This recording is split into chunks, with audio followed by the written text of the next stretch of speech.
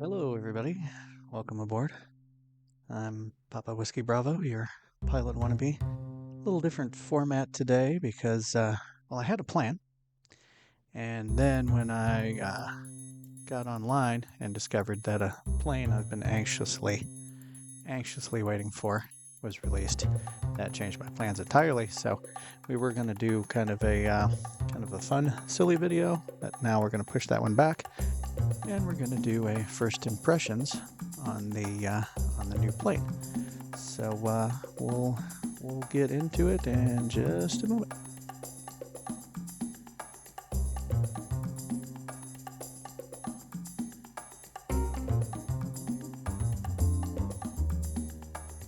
All right, like I said, a little different this time. Of course, I'm not sure that the 4 previous videos established an ironclad procedure for how we're doing things, but we're doing a little different this time. We're going to go into the world map and pick the location and the plane and all of that stuff, and then go down and start getting a look at it.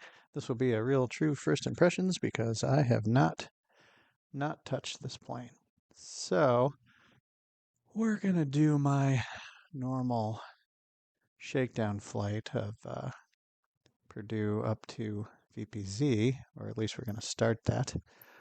That might be a little boring considering there's only a couple videos that I started this and I did that flight, but hey, this is going to be a first impressions. So we're going to start at Lafayette here. And let me switch it to the plane first. Got to find the new plane. There we go. We've got the Duke and Grand Duke from Black Square is the developer. The plane itself, I'm actually on the back foot here a little bit. I don't know all that much about it. We'll look up a little bit about it and talk about it more, but I'm pretty sure I'm going to go with the Grand Duke. I always tend to go with the nicer plane if there's more than one option. I was doing that. I didn't mention before. I was doing that with the DA-42. I was going with the newer version because they had the older version, the DA-42 TDI. We were flying the DA-42 6. So we're going to go with the Black Square Grand Duke. We're going to take a look at what livery choices we have. Oh, there's quite a few livery choices. Yeah, let's see. Kind of liking this white with red on the engine nacelles. Let's see. Cruise speed 240 knots indicated. True airspeed, sorry. 240 knots true airspeed. Max altitude 30,000 feet. Endurance 8 hours. Range 1460. Yeah, this would be the kind of plane that we're using to fly between the state capitals out west up in the mountains and whatnot. All right, so we've selected the plane.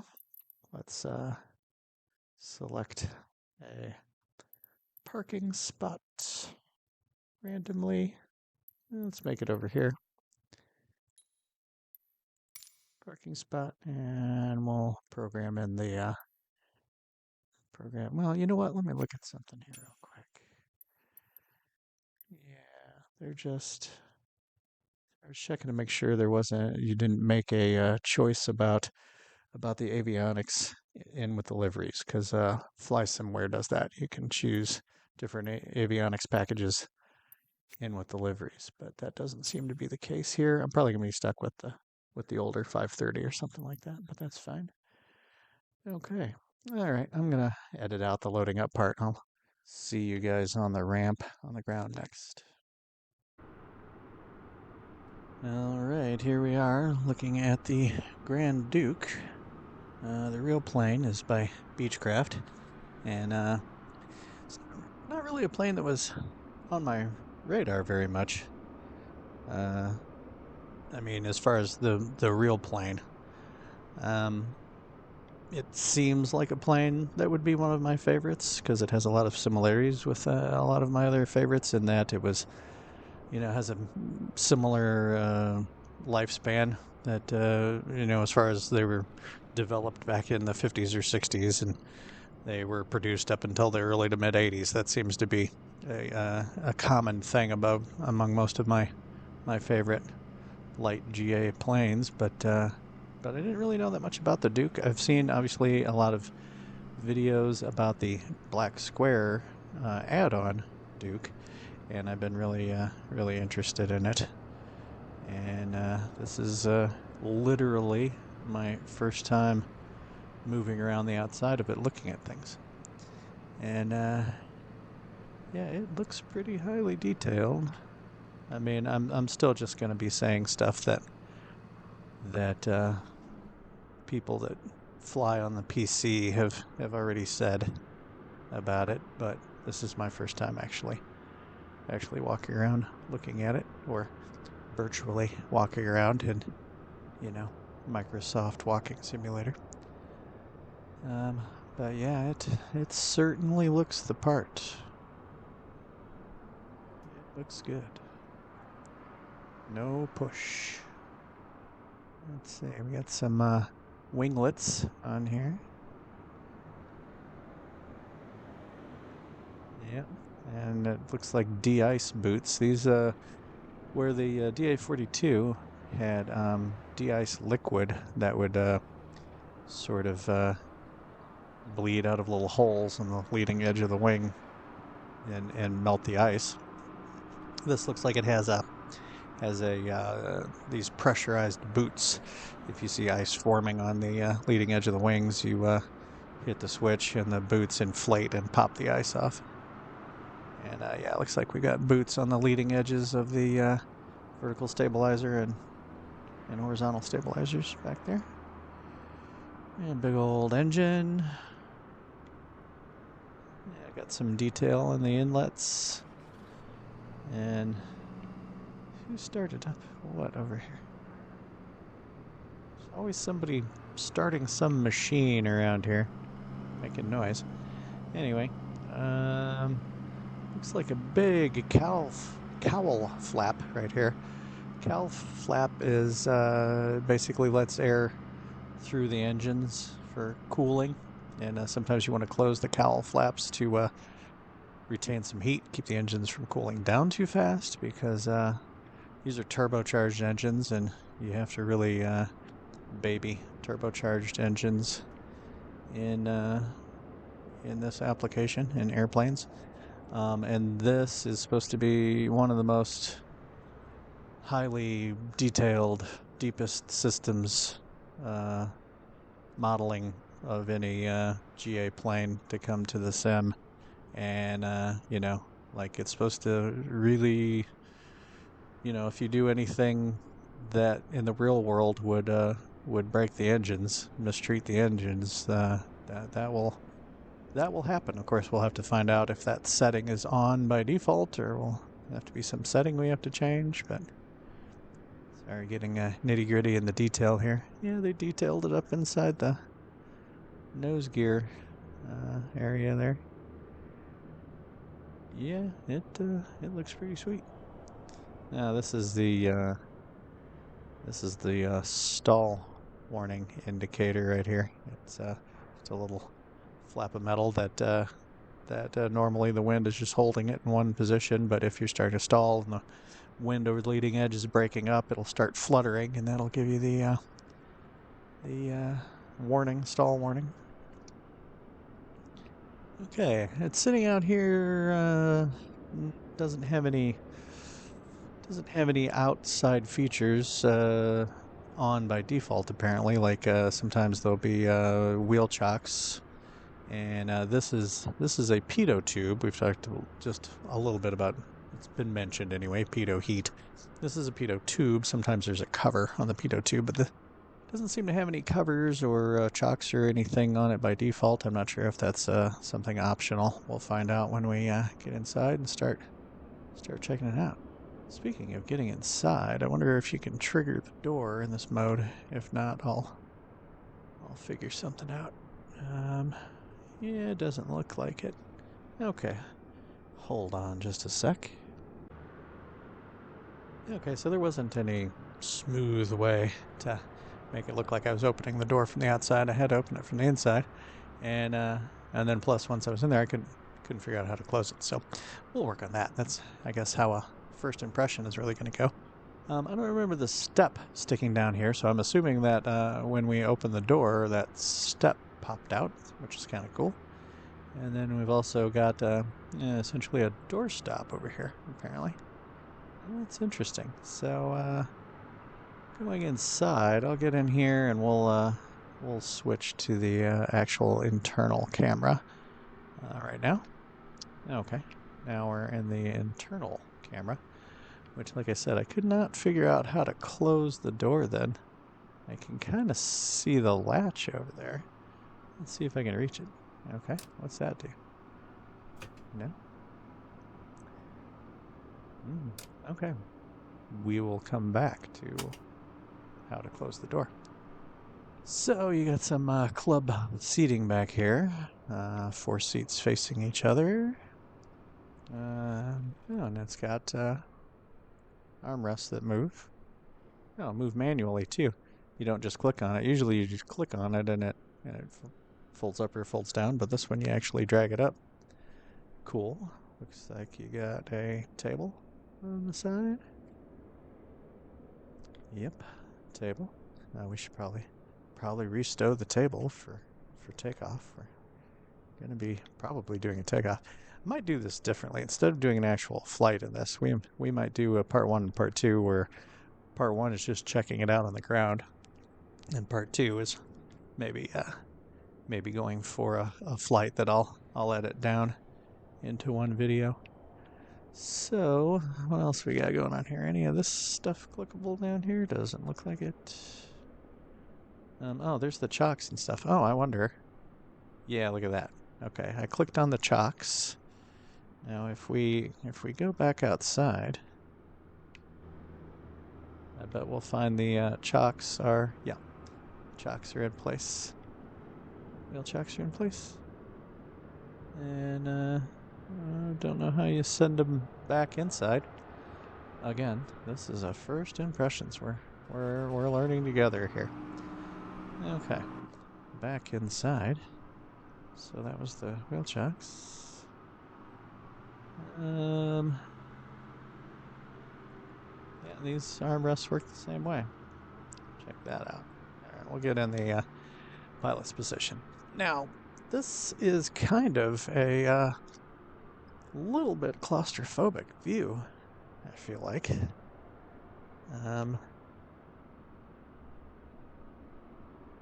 Yeah, I mean, compared getting out of the DA-42, that had a pretty good visibility. This is pretty tight. Got an opening vent window there. Oh, only on the pilot side. All right. Well, let's get rid of the control lock and get rid of the throttle lock. Oh, you know what? I'm gonna have to switch my control scheme around. Probably gonna have to pause the recording again so I can switch to or create an appropriate control scheme for this, because this is a 6 lever. This is a 6 lever bird. That's the throttles, and we've got 2 levers for props and 2 levers for mixture, and they're all black. Oftentimes the throttles are black, the props are blue, and the mixtures are red, but no, nothing handy like that this time. They're just all black, and there is a lot going on in this panel. Lots and lots going on this panel. But let's look at this viewpoint again. I almost feel like the view is canted down a bit much for my taste, so I'm gonna save a new default view that's looking a little more level. I feel like that's gonna make me feel just a smidge less claustrophobic. Now we'll see if I remember how to save a new view.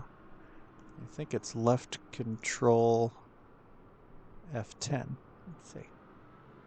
Yeah, that probably did it. Now we recenter the view.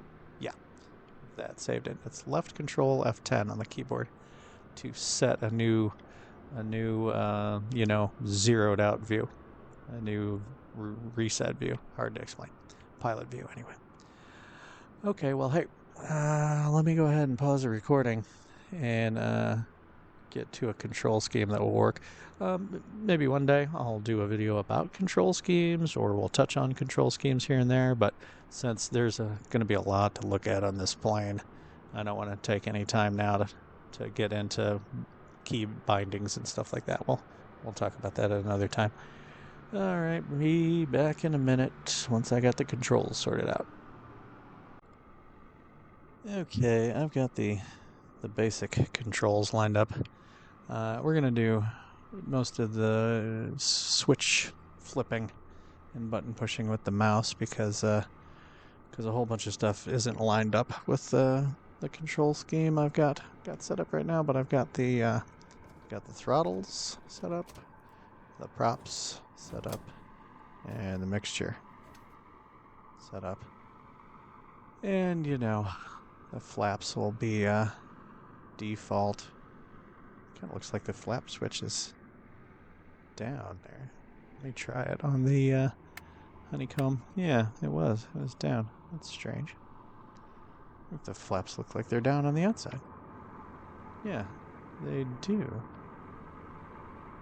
Maybe it just makes it easier to get in and out. I don't know.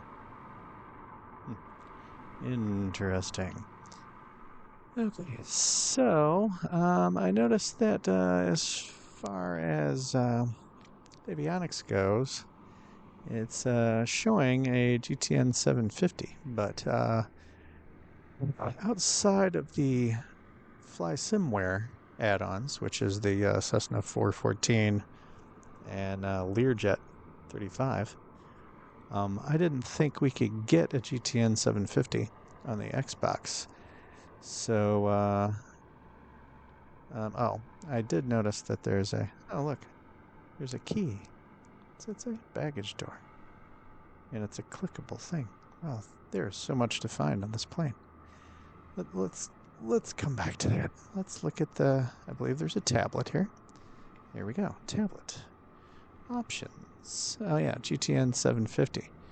Except, does that mean I need to have a GTN 750 as a separate piece of software? Because the last I knew, that wasn't possible on the Xbox. I guess the one way to find out would be to turn the power on and turn the avionics on and see if it remains black. If so, that means I can't get it.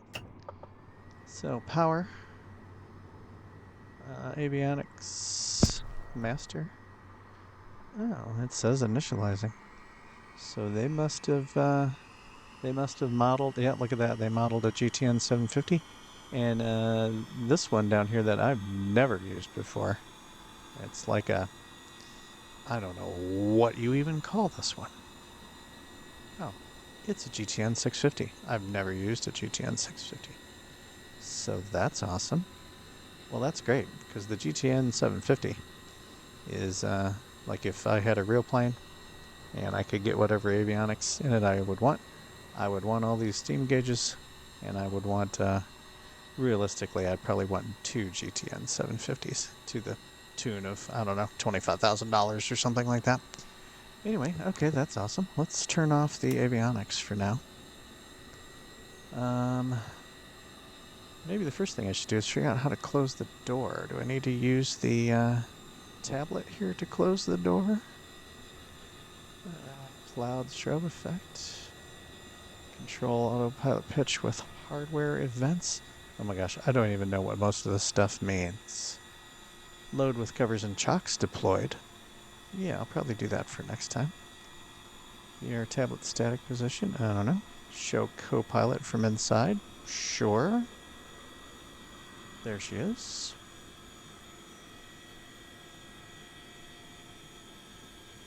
VATSIM monitor all when it comes. Well, we're on the Xbox, so we can't do VATSIM anyway. I'll explain later. It's something where you can get online with a bunch of other humans that are being the air traffic control and everything, and everyone's doing the communications as real life as possible. Well, I haven't seen anything on this page about closing the door.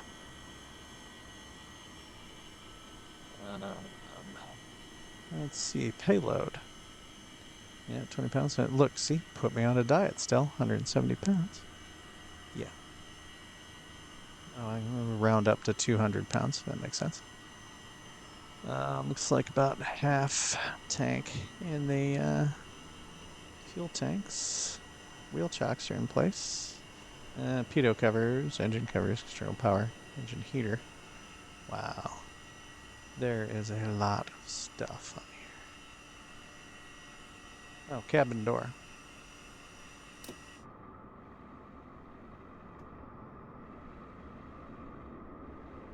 What about the step? The step doesn't go away? No? There's baggage. Maybe the step goes up with the landing gear. That's there's a Cessna 310 does that. The steps swing down with the landing gear and swing back up again when the landing gear goes up. So that could be the case there. Okay, at least we figured out how to close the door. Left engine. Oh my word. That's gonna be a lot of detail. Yeah, I'm not gonna get into all of this stuff in this first impressions video. Good lord, look at the electrical system, how it's mapped out. My goodness. Cabin. Oh yeah, this is for keeping the cabin at the correct temperature, or what? I picked up this phrase from another, from a YouTuber that I watch who he calls it the cabin temperature mini game. And yeah, it looks like we can definitely play the cabin temperature mini game along with I think it's the pressurization and stuff. Here, what is this tank here? I don't even know what that is. Huh. My goodness, I'm gonna be learning this plane. Aircraft cabin altitude. Look at that cabin altitude. So this is going to show what altitude the plane is actually at, I bet, and then this little person is going to show what altitude the cabin pressure is at. That's going to be cool. All right, let's look at failures.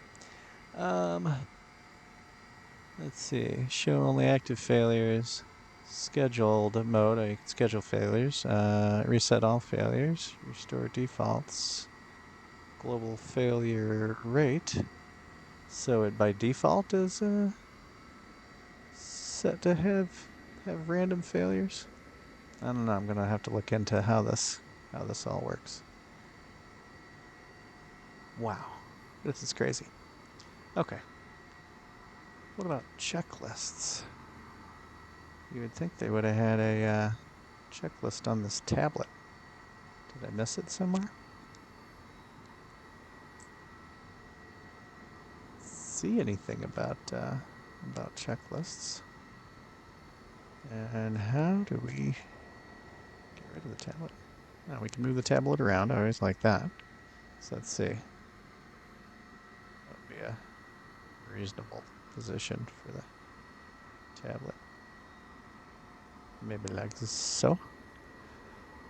Okay. Yeah, I don't see any separate checklists anywhere. How do I get rid of the tablet? Don't know how to get rid of the tablet. Let's just put the tablet down there. Be like in our lap or something.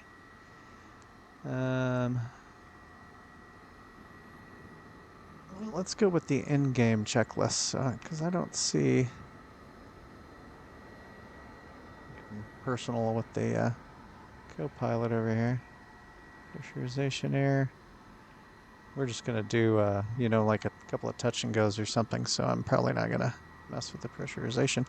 Well, I mean, I'll have to mess with it to see if I can turn it off. But oh, circuit breakers. Yeah, all the circuit breakers are modeled. Yeah, this thing's crazy. I'm gonna be spending some time learning how to fly this plane. Wow. Okay, let's go with the in-sim checklist and see if they've got. Okay, it looks like pre-flight cockpit.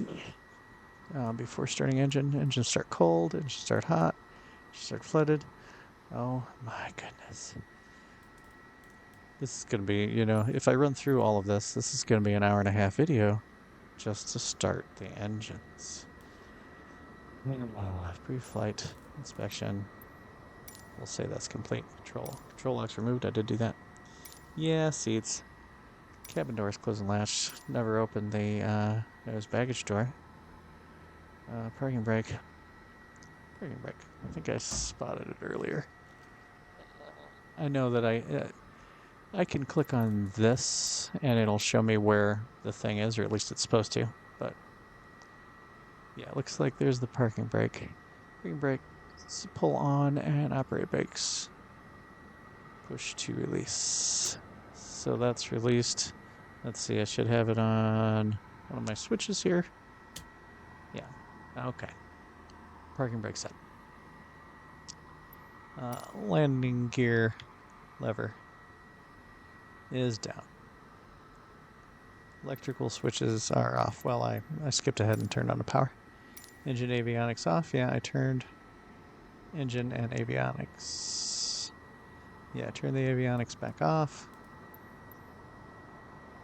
Oxygen pressure, supposed to make sure you got oxygen on board. We're going to skip it because we're not doing that right now. Circuit breakers all in. Let's see what they look like when they're out.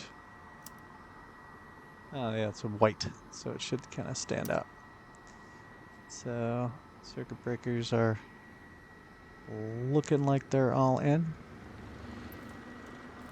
So tick item, intercool air off.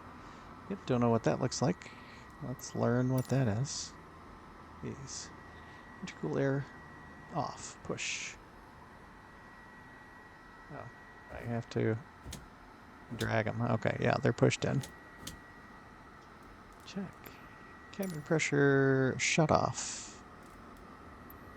Now we're getting into the pressurization. Cabin pressure shut off, push to open. Okay, so that's closed. Check. Pull to shut off. Pressurization. Well, I kind of want to not run the pressurization, so let's pull those. Those are some strange switches. Okay, CO2 detector, or CO detector. That's not detecting carbon dioxide. It's detecting carbon monoxide, which is poisonous. CO2 detector. I bet this is it. Yeah, CO2 detector, a little test light. Yeah. Pretty sure that's, yeah, CO guard. Yep. Okay. Environmental mode off. Environmental mode. Okay. Environmental mode. Oh, cabin temp mode. Blower, auto heat, manual heat, blower off. Manual cool, auto cool. Cool. This is a lot. Yeah, the cabin temperature minigame is going to be crazy in this plane.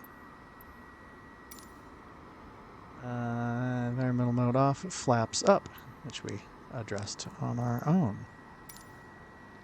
Prop sync off. Yeah, prop sync. See it right there. It's off. Throttle's closed. That means, cut throttle. Throttle's closed. Check. Propeller high RPM. Check. We'll get into that and in a later time. The RPMs and mixture. This is just a shakedown of this plane. Mixture full rich. Check. It is all the way forward, isn't it? Yeah. Okay. Trim centered. I believe that's elevator trim right there, I'm betting.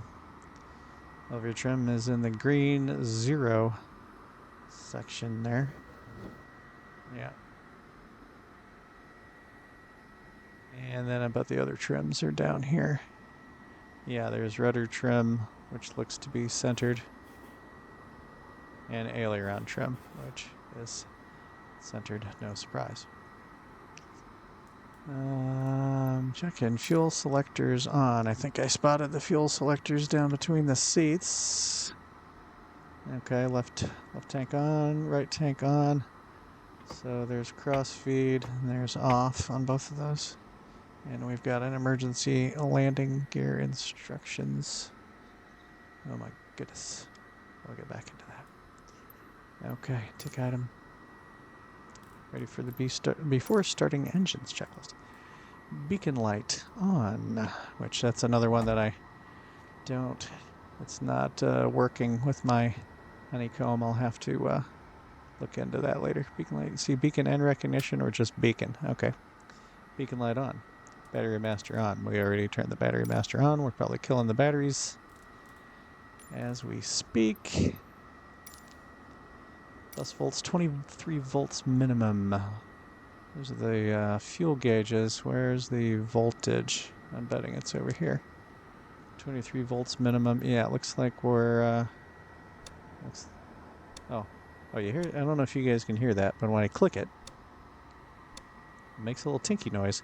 That's to simulate you flicking the glass on the gauge with your finger, flicking it to make sure the needle is loose. Because I guess under certain circumstances, all the needles in this plane in the gauges can get stuck, and you have to flick the glass to make sure they're loose and reading correctly, which is just insane.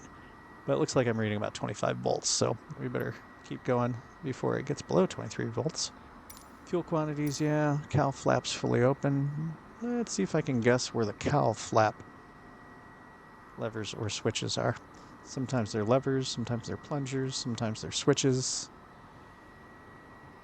Cowl flaps. Cowl flaps. They're off, which, okay, they're supposed to be open fully. Oh, you hold them to open them. Well, when we were outside the plane, it looked like they were opened. Pre-oiler. Oh, that's interesting. Annunciator test and consider. Where's the annunciator test button? Where is the annunciator test button? Warning lights test. I bet that's it. If I can hit it. Okay. That's all I got. I expected a noise and a lot more lights and stuff. Well, I guess I tested and considered it. All right. Left boost pump on.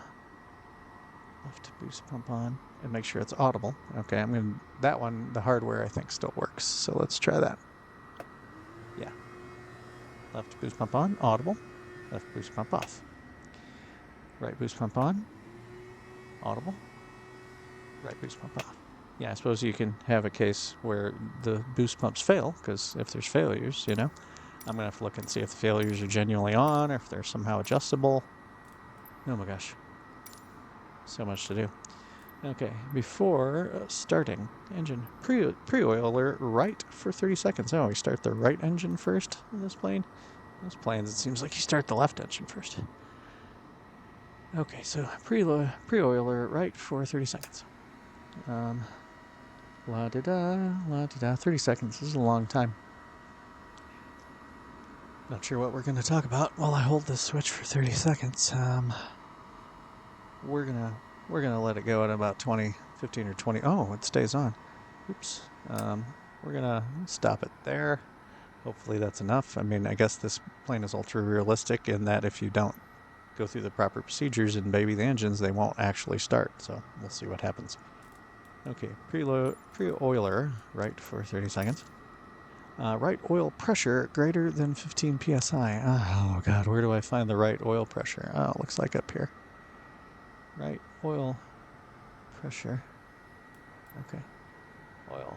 PSI, right? PSI, oil. Okay, did they mean while I'm holding the pre-oiler? Let's try that. Well, not holding it. Let's see. Okay. Switched it. Not seeing any change in oil pressure. Oh, there it goes. Did it move? Yeah, it moved a little bit. Greater than 15 psi. How? It's not really marked. I mean, it's above 0. It's onto the red. Do we call that good? I guess we're gonna have to call that good. I really don't know what I'm doing. Sure. Right mixture full rich, done already. Right propeller high RPM, yeah. Right throttle full open, okay. Full open on the right throttle. Right boost pump on for 5 to 8 seconds. Right fuel flow greater than 50 pounds per hour.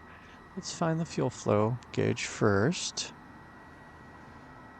Oh, lordy, where is the fuel flow? Okay, so we got a double needle situation here. So the needle marked R should go up to greater than 50 pounds per hour.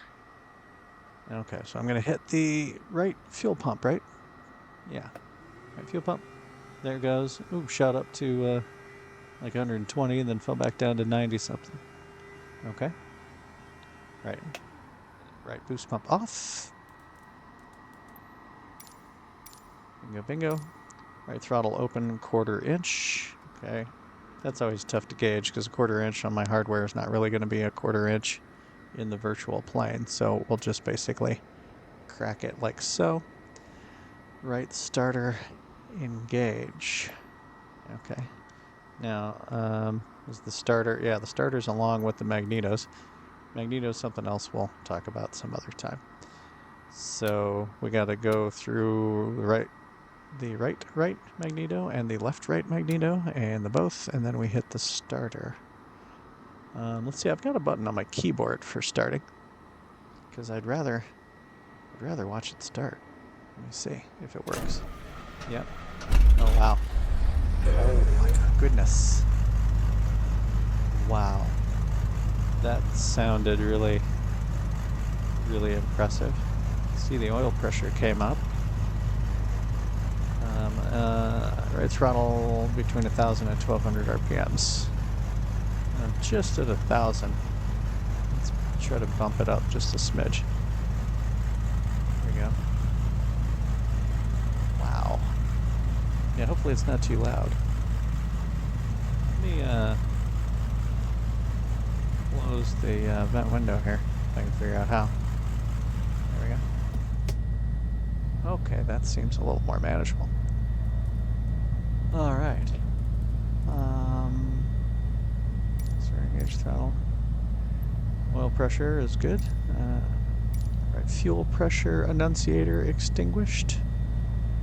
Do we know where that is?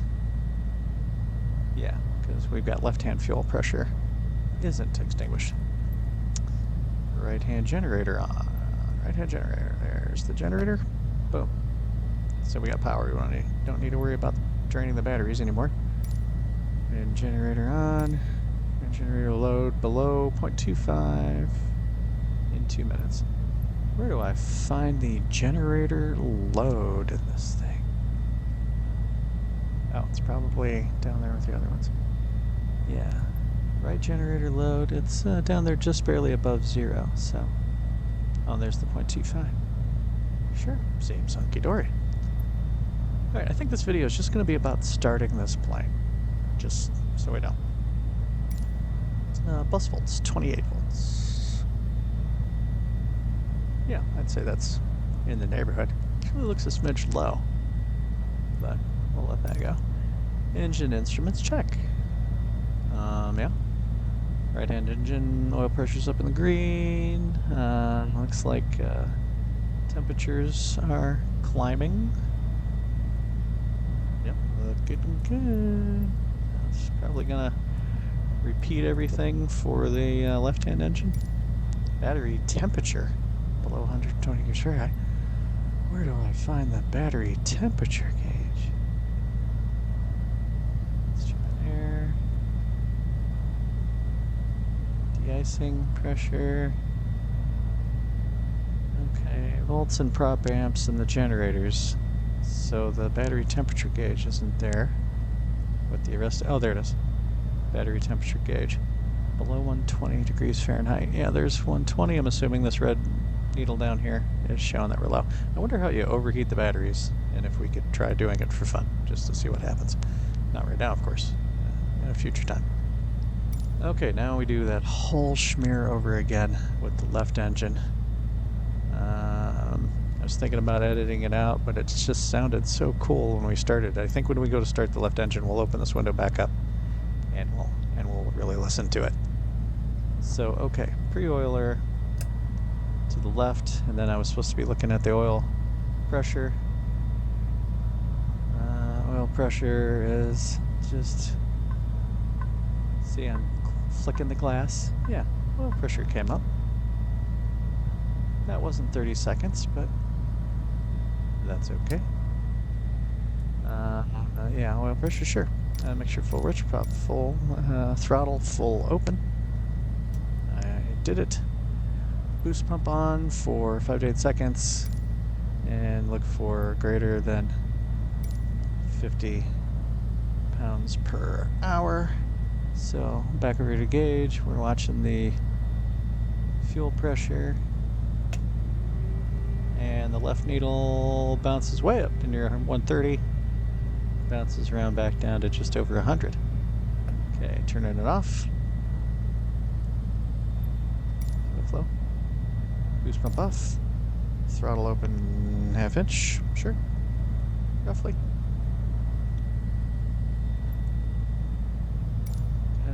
Left starter engage. Okay, this is gonna be good. I may have to turn my balance on the simulator volume down after this, but let's take a listen while we push the button here. Here we go. Ooh. And she roars to life. And we'll close the window.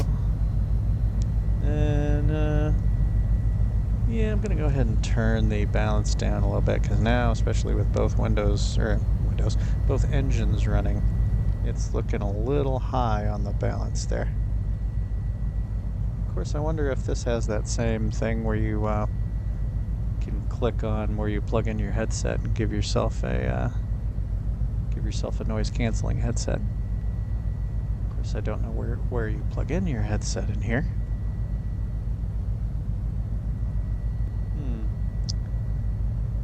Well, that may have to wait, because I don't know where you plug your headset in. I'll come back to that. Oh, we didn't check the, yeah, oil pressure's good on the left engine. Let's go ahead and bump it up a little bit, because we're barely below 1,000 on that. Let's bump that up.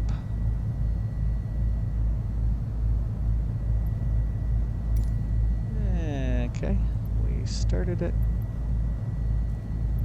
Oil pressure is good. Fuel pressure annunciator needs to be extinguished. It is.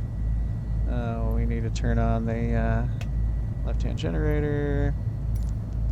Generator load below 0.25. Where'd we find that stupid generator load thing? I've honestly lost it.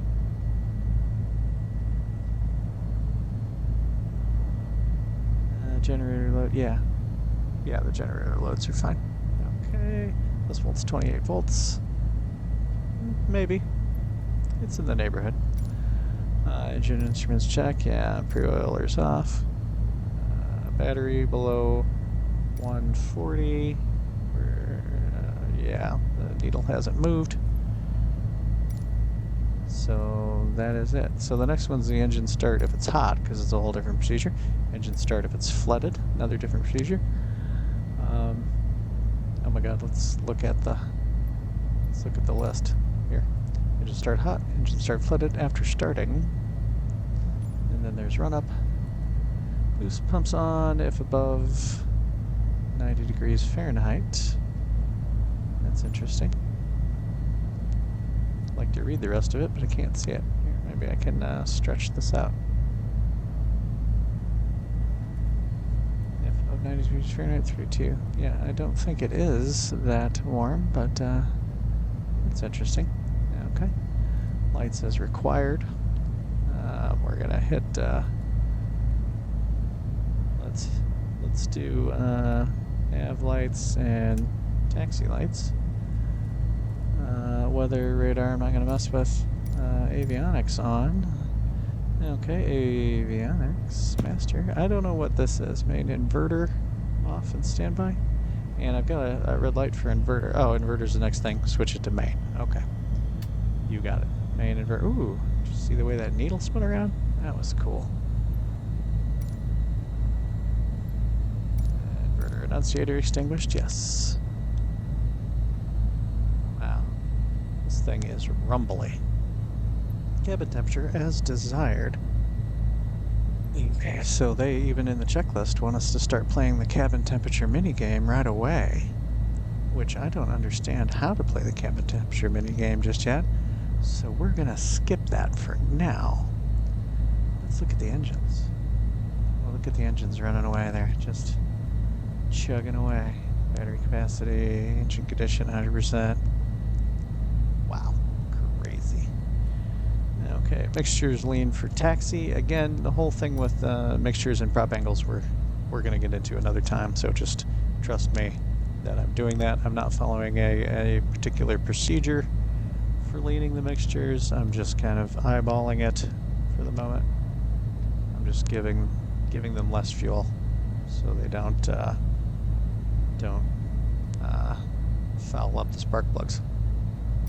Parking brake release, brakes check, and then we go to the run-up. Crazy. Okay, let's ditch the checklist for now. And let's roll around a bit. I wonder what the wind is doing here.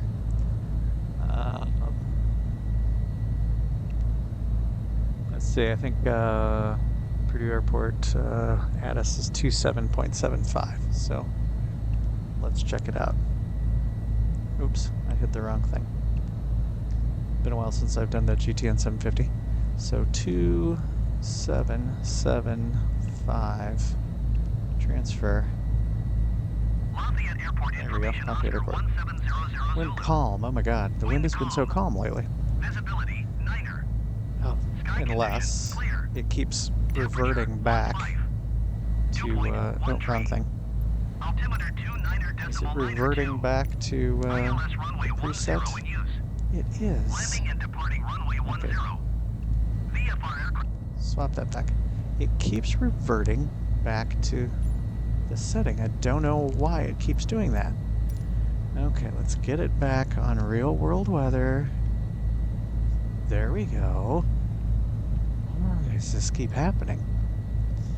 Okay, now let's listen to it. Lafayette Airport information, Papa 1700 Zulu. Yeah, wind 234 Wind at 8. 234 at 8. Ceiling Visibility 4,800 feet. Sky condition, few clouds at 1,700 feet, 2988. 4,800 feet overcast. 2988. Temperature 27. 2.10. My thing still works here. Altimeter 29er decimal 88. Barometric pressure, that's not working either. Landing and 2988. departing runway 28. See, the VFR ATC is aircraft so take stupid. direction of flight. All aircraft read back home. Here, switch that back. ATC. ATC tells me the wind is at 234 or something like that, which is essentially, you know, very close to the runway for 23. And the ATC ignores the fact that runway 23 and 5 exist at this airport, just ignores it. I'm trying to remember how I zoom this out.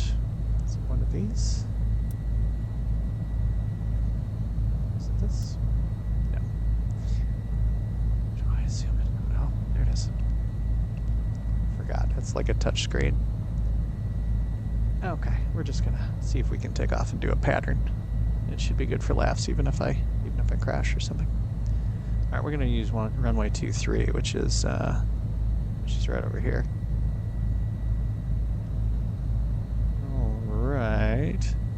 Let's can't see the parking brake. If you're new to the simulator, you can make the yokes disappear usually. See, and then I can see the parking brake. But I like to leave the yokes in place as much as possible. It's funny, the checklist never had us check the control surfaces or anything. So prepare your ears. We're going to an outside shot.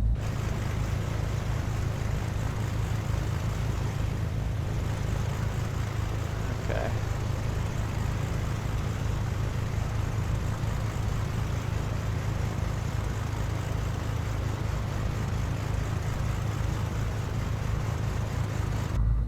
Okay, all the controls seem to be fine. Sorry, I just whacked into the microphone. All right, let's see. Okay, releasing the parking brake. I think I heard it release. Oh, and now, man, it just wants to take off. It's already starting to roll, and things are shaking. Let's see. Yeah, wow, I get a lot of nosedive on the brakes, which I like. Yeah, one of the benefits of having my Xbox controller mounted to the yoke is when it shakes everything. It shakes the whole yoke and everything, and kind of adds, it acts as like a, as if the yoke had a vibration feature in it because the controller's attached to it. So it's kind of cool. And we got a scooter on this guy who's parked in a terrible, terrible place. Oh, actually, no, there's Runway 23. We'll get it from over there. All right. I have no idea how long this video is going right now, but we'll take a look at the pull off out of the way here. I say we'll pull off out of the way as if another plane's going to use Runway 23, but no other plane's going to use Runway 23 because the simulator doesn't seem to know that it exists. All right. Where's that, man, the parking brake is hard to see. Okay, parking brake engaged. Let me run the throttles back up because their engines are getting a little chuggy sounding. Man, this is going to be another one of those planes that feels very alive when you're flying it. Oh, look, the weather radar is on. No, it's on standby. I don't think I need it right now. This is a more complex weather radar than in other planes. Let's turn it off for now, though. Don't need to be irradiating ground personnel. Okay, let's, oh, I forgot. I got this little 650 down here. Oh, this is going to be one of my favorite planes. I haven't even left the ground yet, and I can tell this is going to be one of my favorites.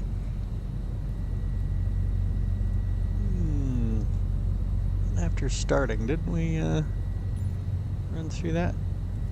Oh, we just failed to hit the last one. Okay. All right, run up. Oh, the run up looks extensive. Braking brake set. Yeah, did that. That's always done. Enunciators, test and consider.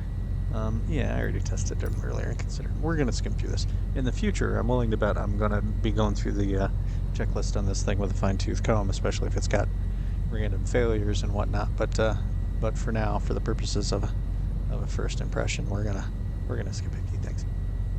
Remote compass slaved and aligned. I didn't know you could slave the compass. I honestly don't know what that means.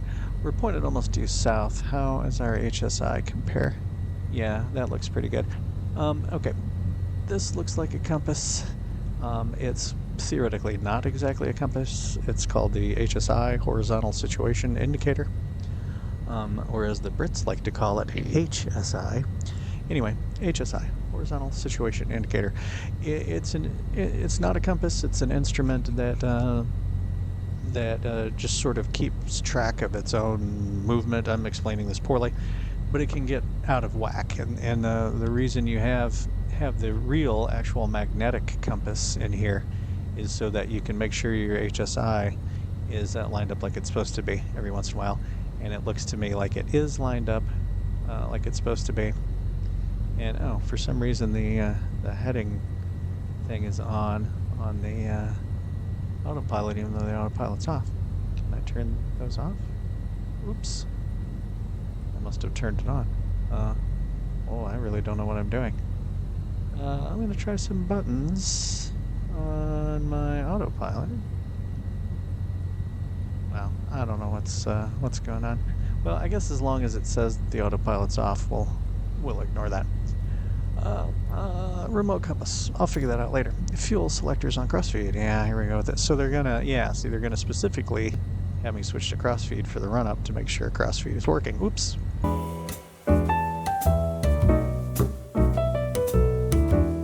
I might edit that out. Yeah, if I edited that out, I did some horrible fast camera movement that almost made me sick. So to recap what just happened, something that would never happen in real life. I mean, I suppose it could happen in real life where you'd accidentally put the fuel switch the wrong way, but I almost killed the right-hand engine because I didn't know which direction the mouse scroll wheel was going to spin these. I mean, I knew which way I wanted it to spin, I just didn't know which way it was going to spin. And I feel like in real life you'd be a little less likely. Plus, a lot of planes have some kind of a lock to stop you from accidentally switching the fuel valves off. Anyway, we've switched to crossfeed, probably for the run up, just to make sure the crossfeed is working. Yeah, anyway. So crossfeed, boost pumps on. Okay, I'm going to do that because that's actually working with the hardware. Boost pumps are on. Mixtures back to full rich. Mixtures back to full rich. Throttle 2000 RPMs. Throttle 2000 RPMs. I'm going to hold the brakes down now too because it just seems safer. Oh, it's going to get noisy. Oh, wow.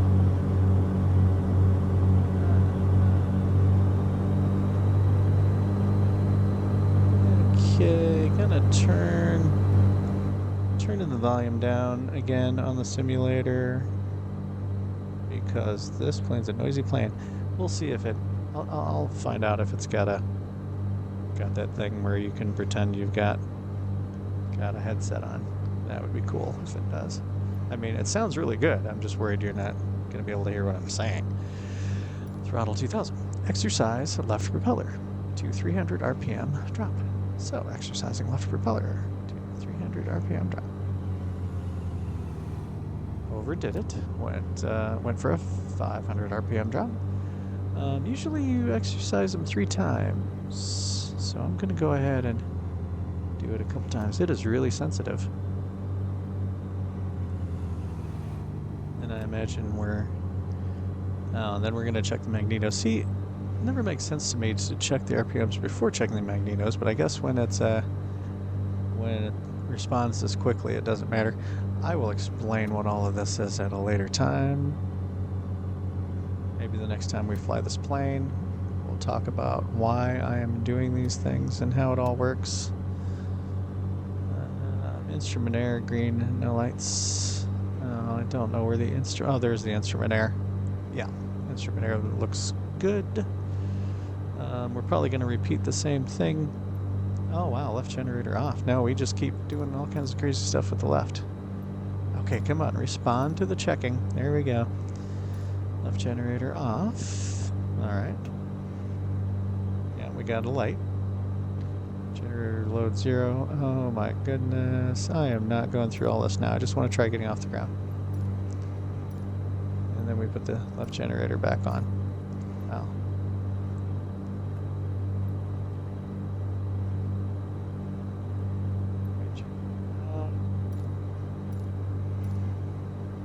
Okay. When do we ever repeat all of this for the right engine? Huh. Oh, it was right away. Okay. We'll check the right engine propellers. Yeah. Oh my god, overdid it. That was almost 600 RPM drop. Twice as much as we were supposed to do. There we go. And one more. And then we'll check the magnetos.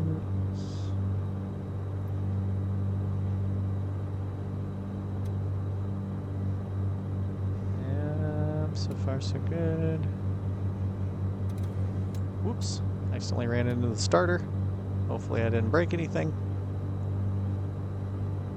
Right engine. Right mag. Show the starter on here. Is that the starter? Yeah. Okay, everything looks fine. Okay. Cabin altitude. Yeah, we're not messing with the pressurization. We're just going to go around the pattern once or something. Throttle 1500 RPM. Propeller heat on. Oh my god, there is so much to check. Okay. I'm just gonna skim over the rest of this here. Make sure it's nothing we really need to worry about. Pitot heat. electric trim. Good Lord, there's so much to do. Yeah, we're gonna skip around a bit. Temperature, battery temperature, conditioning off, lighting as desired, transponder on altimeter mode. Oh my goodness, where did we leave the transponder? Oh, it's part of the GTN 750. Okay, tell you what, we're just gonna take off and do a little bit of pattern work here. So I'm gonna do the things that I suspect we should be doing, like the lights. We're gonna turn the landing lights on, taxi light off. We're gonna go beacon and recognition. We're gonna go ahead and turn on the pitot install heat. We're not gonna have to worry about any de-icing or anything. Ooh, I don't know about flaps. Are you supposed to have flaps down for takeoff with this? I mean, let's see, takeoff. Before takeoff. Nothing about flaps there. Valves, brakes, landing gear up, flaps, retracted 110. Okay, so maybe we've got a takeoff position for the flaps. It looks like up, approach, and down. We're gonna go for a flapless takeoff. It should be fine. We've got plenty of runway. Runway 23 isn't the big runway here, but it's. Oh, and then wait, this is the transponder. Even though it's built in, so I've got two transponders. Because look here, let's put on altitude reporting. And then this one's on altitude.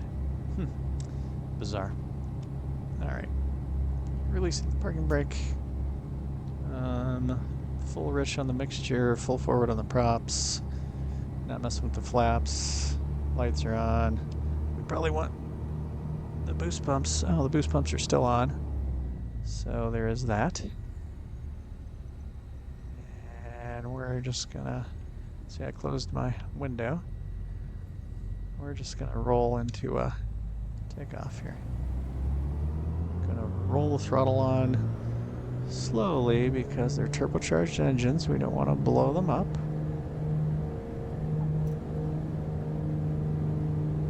Let's see, 70, 80, 90. What rotate speed is? Seems to be right around 100. Oh, and she just lifts away. Okay, tapping the brakes, raising the landing gear.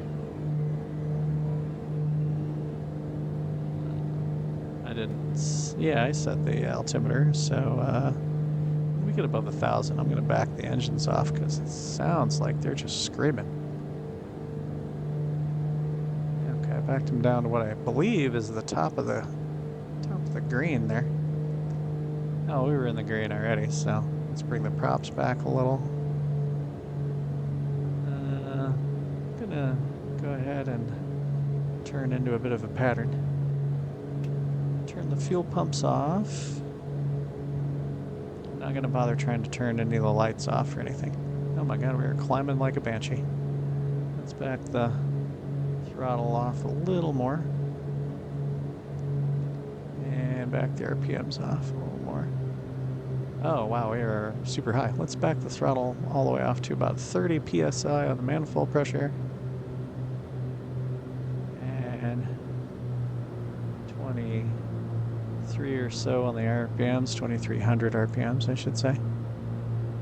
And I'm not gonna mess with the mixture until I get leveled out.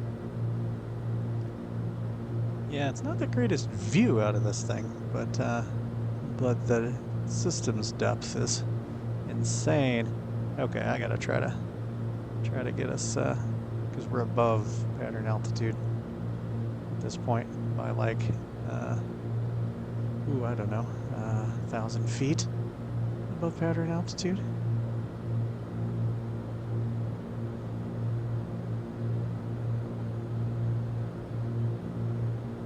I'm gonna max the mixture off just a little bit too.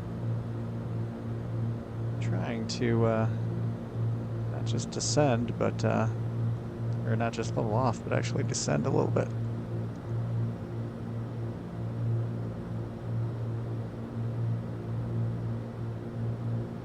Yeah, we're descending a little bit there. Okay, I'm still roughly on course for a downwind for 2-3. Oh, that's my speed like though. Yeah, near the top of the white arc, that usually means you can't do landing gear and stuff. I wonder what the speed is for the landing gear. Okay, I'm gonna do something I don't normally do. I'm gonna active pause for a second. At least I think I am.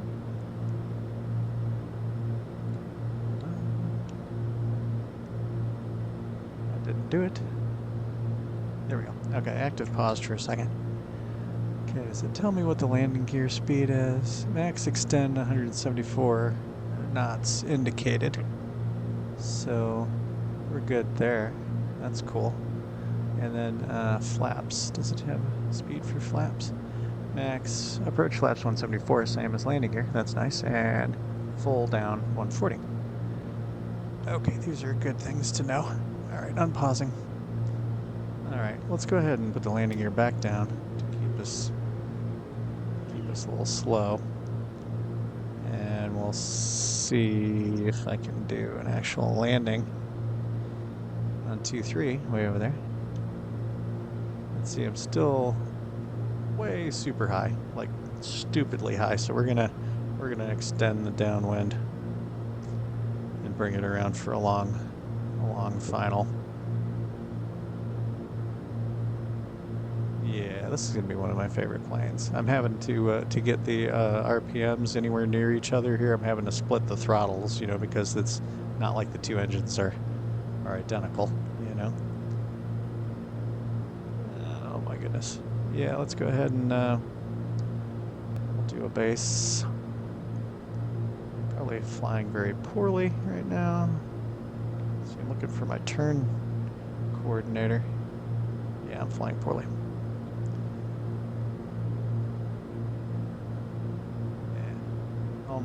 Almost back down to a pattern altitude now that I'm going into the essentially a base. I'm not exactly on course for a base, but okay.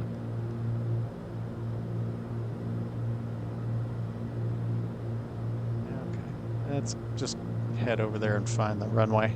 See if we can put her back down in one piece. See what that's like. Yeah, I can tell all the videos with this plane, unless it's got that headset setting.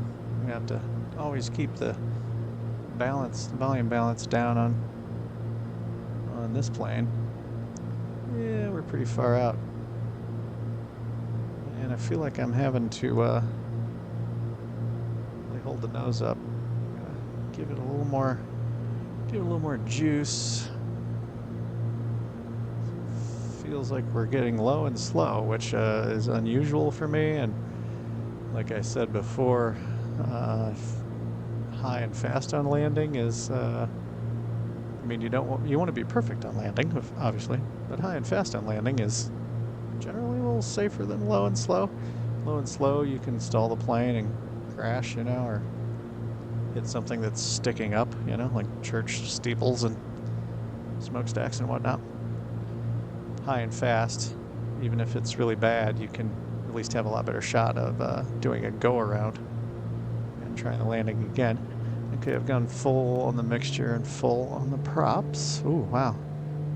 Not sure I like that. I think I'm gonna back the props back off to keep them in the green.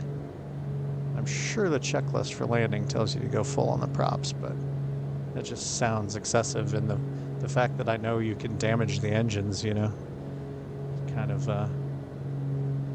in the back of my mind. Wonder what the approach speed is. Oh, I haven't done flaps yet at all. Okay. There should be approach flaps. Ooh, wow, really ballooned up on the approach flaps. Man, I am all over the place with this plane. Now I'm high and fast. Yeah, back in business here.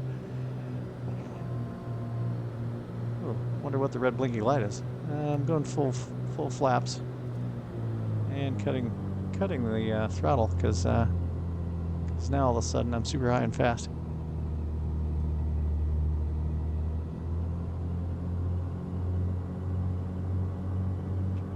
above stall speed. This is one of these fast landing planes here. It just feels fast. It's not really that fast. Oh, now I'm floating. Yeah, tried a little too hard to keep it from stalling. Oh, rough landing.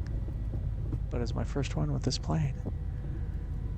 Okay, I'm sure that's going to be long enough as a video.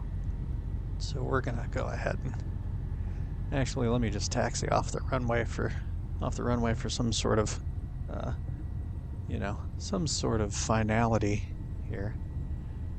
And bump the throttles back up. Usually these kind of engines they don't like just dead idling. They want to be at like around 1,000 RPMs at all times. And I'm gonna cut the mixture a little bit so I'm not fouling the plugs. That's assuming that the all the engine damage and failure and everything, all that modeling is on by default. I'm not sure it is. I'm gonna have to look into this plane some more. So I think with the next video, what we'll do, let me hit the parking brake. See, you can just never see the parking brake.